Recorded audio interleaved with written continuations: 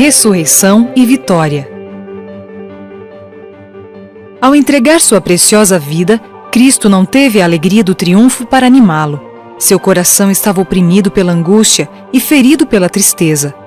Mas não era o medo da morte a causa do seu sofrimento, e sim o peso esmagador do pecado do mundo que o separava do amor de seu Pai.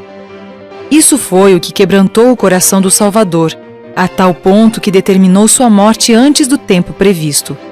Cristo sentiu a angústia que os pecadores hão de sentir quando tiverem consciência de sua culpa e reconhecerem estar para sempre excluídos da paz e da alegria do céu. Os anjos contemplam com assombro a intensa agonia do Filho de Deus. Sua angústia mental é tão intensa que quase não sente os sofrimentos da cruz. A própria natureza se envolveu com aquela cena. O sol, que até o meio-dia havia brilhado no firmamento, de repente negou seu brilho. Em volta da cruz, tudo ficou mergulhado em trevas, como se fosse a hora mais escura da noite. Essa escuridão sobrenatural durou 3 horas completas. Um terror indescritível se apossou da multidão. As zombarias e insultos cessaram completamente. Homens, mulheres e crianças caíram por terra cheios de pavor. Relâmpagos ocasionais iluminavam a cruz e o Salvador crucificado. Todos julgavam que sua hora de retribuição havia chegado. À hora 9, as trevas se dissiparam de sobre o povo, mas ainda envolviam o Salvador como um manto. Raios flamejantes pareciam arremessar-se sobre ele ali pendurado na cruz. Foi então que exclamou em um grito desesperado: Deus meu! Deus meu! Por que me desamparaste? Mateus 27, 46. Nesse momento, a escuridão caiu sobre Jerusalém e as planícies da Judéia. Todos os olhos se voltaram para a cidade condenada e viram os raios ameaçadores da ira de Deus sendo arrojados contra ela. De repente, a sombra sobre a cruz se dissipou e, com voz clara e poderosa, que parecia ressoar por toda a criação, Jesus exclamou: Está consumado. João 19, 30. Pai, nas tuas mãos entrego o meu espírito. Lucas 23, 46. Uma luz inundou a cruz e o rosto do Salvador se tornou tão brilhante como o sol. Depois, curvando a cabeça sobre o peito, expirou. A multidão ao redor da cruz ficou paralisada e com a respiração suspensa contemplava o Salvador. Outra vez, as trevas baixaram sobre a terra e se ouviu um estrondo como um poderoso trovão, acompanhado de um terremoto. As pessoas foram lançadas umas sobre as outras pelo terremoto. Seguiu-se a mais terrível confusão. Nas montanhas vizinhas, as rochas se fenderam, precipitando-se penhasco abaixo. Os túmulos se abriram, lançando de si seus mortos. Parecia que toda a criação estava se partindo aos pedaços. Sacerdotes, príncipes, soldados e o povo, mudos de terror, jaziam prostrados ao solo. O sacrifício legítimo. Na hora em que Jesus morreu, alguns sacerdotes estavam ministrando no templo em Jerusalém. Eles sentiram o tremor e, no mesmo instante, o véu que separava o lugar santo do Santíssimo rasgou-se de alto a baixo pela mesma mão misteriosa que escreveu as palavras do juízo no palácio de Belsazar. O lugar santíssimo do santuário terrestre não era mais sagrado. Nunca mais a presença de Deus haveria de cobrir o propiciatório. Jamais o favor ou desfavor de Deus seria manifestado pela luz ou sombra nas pedras preciosas do peitoral do sumo sacerdote. O sangue do sacrifício oferecido no templo havia perdido o valor. Ao morrer, o Cordeiro de Deus havia se tornado o sacrifício pelos pecados do mundo. Quando Cristo morreu na cruz do Calvário, abriu-se um caminho novo e vivo destinado tanto aos judeus quanto aos gentios. Os anjos se alegraram quando o Salvador exclamou: Está consumado. João 19, 30. O grande plano da redenção havia sido cumprido.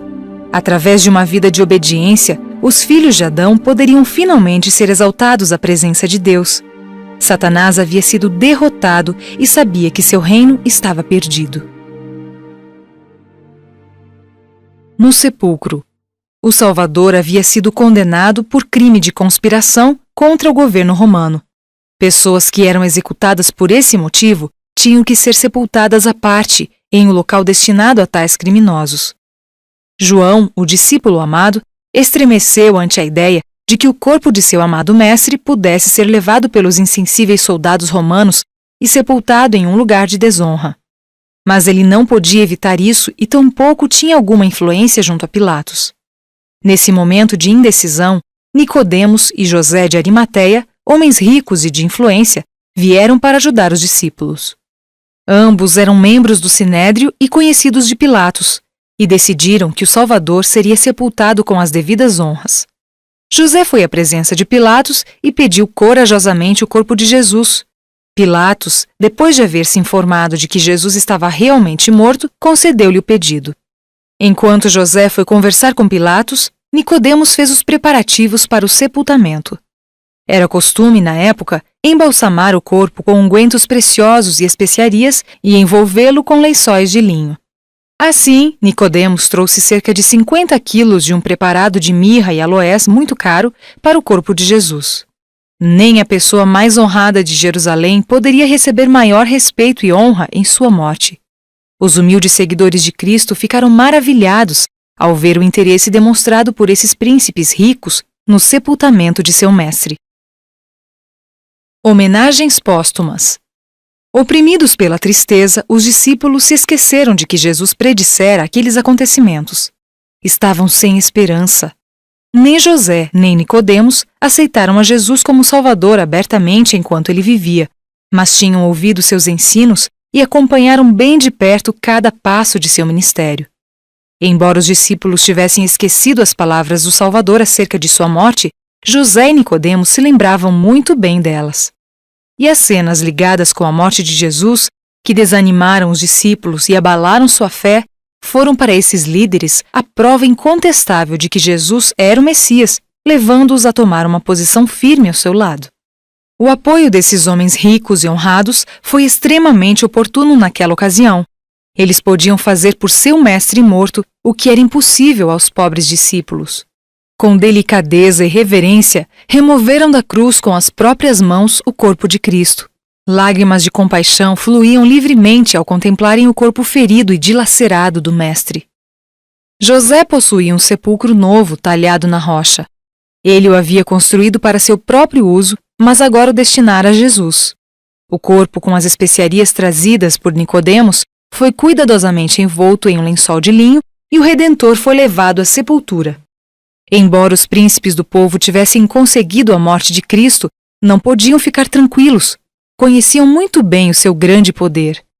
Alguns deles estiveram presentes no túmulo de Lázaro quando Jesus o chamou de volta à vida, e tremiam ao pensar que Cristo poderia ressuscitar dos mortos e aparecer diante deles. Tinham ouvido Jesus dizer à multidão que estava em seu poder depor sua vida e reavê-la, e lembraram-se de suas palavras. Destruí este santuário e em 3 dias o reconstruirei. João 2:19. E sabiam que ele se referia a seu próprio corpo. Judas lhes havia dito que em sua última viagem a Jerusalém, ele teria dito: Eis que subimos para Jerusalém, e o Filho do Homem será entregue aos principais sacerdotes e aos escribas. Eles o condenarão à morte e o entregarão aos gentios para ser escarnecido, açoitado e crucificado. Mas ao terceiro dia ressurgirá. Mateus 20:18 e 19. Recordavam-se agora de muitas coisas que ele havia dito predizendo sua ressurreição, e por mais que quisessem, não conseguiam se livrar das apreensões. Como seu pai, o diabo, acreditavam e tremiam. Todas as coisas confirmavam que Jesus era o Filho de Deus. À noite não conseguiam dormir e viviam, agora que Jesus estava morto, mais preocupados com ele do que quando estava vivo. Decididos a fazer tudo o que pudessem para reter Jesus no túmulo, pediram a Pilatos para selar e guardar o sepulcro até o terceiro dia. Pilatos enviou uma guarda à disposição dos sacerdotes e disse: Aí tendes uma escolta, ide e guardai o sepulcro como bem vos parecer. Indo eles, montaram guarda ao sepulcro, selando a pedra e deixando ali a escolta. Mateus 27, 65 e 66. Ressuscitou. A entrada do sepulcro havia sido fechada com uma grande pedra e foi guardada com a máxima segurança. O selo do Império Romano fora colocado de tal maneira que a pedra não poderia ser removida sem rompê-lo. Uma escolta de soldados romanos montava a guarda ao redor, mantendo estrita vigilância para que o corpo não fosse molestado. Alguns guardas rondavam constantemente enquanto outros descansavam no chão.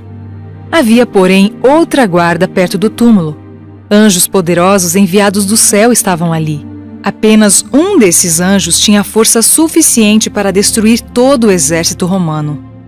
A noite que precedeu a manhã do primeiro dia da semana se arrastou lentamente e se aproximou à hora mais escura antes do alvorecer.